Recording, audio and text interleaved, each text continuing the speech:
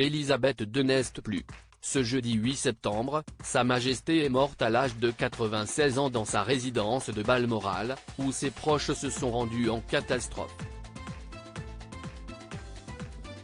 L'annonce a été faite officiellement, comme le veut le strict protocole London Bridge, par le palais de Buckingham et le site officiel de la famille royale.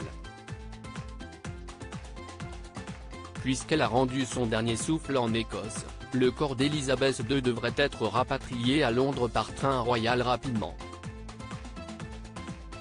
Les funérailles nationales de Sa Majesté II auront lieu 10 jours exactement après son décès.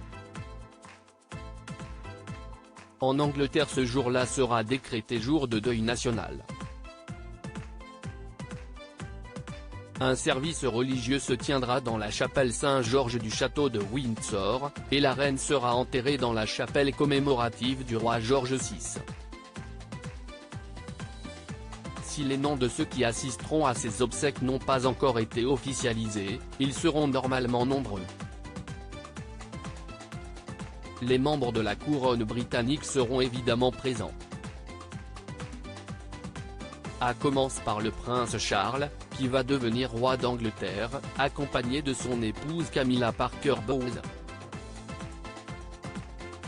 Les autres enfants de la reine seront aussi là, les princes Edward, Andrew et la princesse Anne. Logiquement, leurs conjoints et leurs enfants devraient également assister aux funérailles d'Élisabeth II.